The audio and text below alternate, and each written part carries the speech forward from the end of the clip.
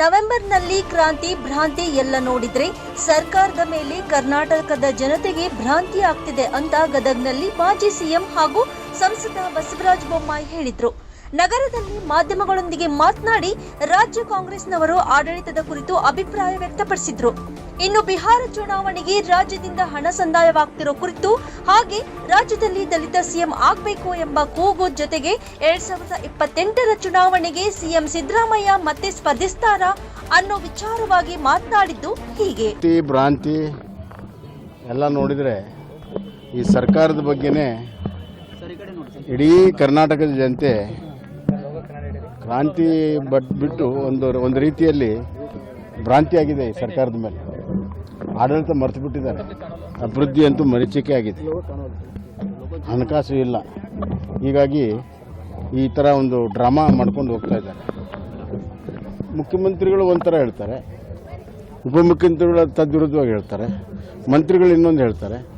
ಮುಖ್ಯಮಂತ್ರಿಗಳು ತಮ್ಮ ಸಚಿವ ಸಂಪುಟದ ಸದಸ್ಯರ ಮೇಲೆ ಕಂಟ್ರೋಲ್ ತಪ್ಪಿಟ್ಟಿದೆ. ಹೈಕಮಾಂಡ್ ಹೇಳಬೇಡ ಅಂದ್ರೂ ಕೂಡ ಹೇಳ್ತಾ ಇದ್ದಾರೆ. ಮುಖ್ಯಮಂತ್ರಿಗಳು ಅವ್ರನ್ನ ನಿಯಂತ್ರಣ ಮಾಡೋಕ್ಕೆ ಸಾಧ್ಯ ಆಗಿಲ್ಲ, ಆ ಪರಿಸ್ಥಿತಿ ಬಂದಿದೆ. ಅಲ್ಲ, ಅದು ಯಾವಾಗಲೂ ಕಾಂಗ್ರೆಸ್ ಪಕ್ಷ ರಾಜ್ಯದಲ್ಲಿದ್ದಾಗ ಅದೊಂದು ಪರಂಪರೆ ಇದೆ.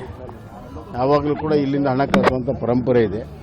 ಅದಕ್ಕೆ ಬೇಕಾದಷ್ಟು ಹಿಂದೆಲ್ಲ ಘಟನೆಗಳು ಕೂಡ ನಡೆದಿದ್ದಾವೆ. ಆ ಹಿನ್ನೆಲೆಯಲ್ಲಿ ಇವತ್ತು ಬೇರೆ ಏನಿಲ್ಲ ಇಲ್ಲ.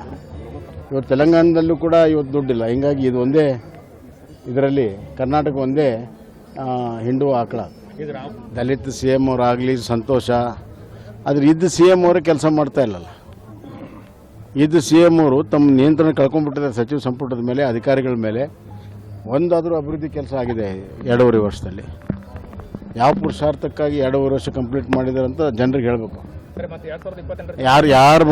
ಯಾರು ಬಂದರೂ ಕೂಡ ಕರ್ನಾಟಕದ ಹಣೆ ಬರ ಕಾಂಗ್ರೆಸ್ ಕೈಯಲ್ಲಿ ಎಂದೆಂದೂ ಉದ್ಧಾರ ಆಗಕ್ಕೆ ಸಾಧ್ಯ ಇಲ್ಲ. ಅವ್ರು ಯಾವಾಗಲೂ ಹಂಗೆ ಮಾಡ್ತಾರೆ. ಅವ್ರು ನಿಲ್ಲಲ್ಲ ಅಂತಾರೆ, ಮತ್ತು ನಿಲ್ತೀವಿ ಅಂತಾರೆ. ಅವರು ನನ್ನ ಪ್ರಕಾರ 2028ಕ್ಕೆ ಮತ್ತೆ ನಿಲ್ತಾರೆ. Rise of news, Gadag.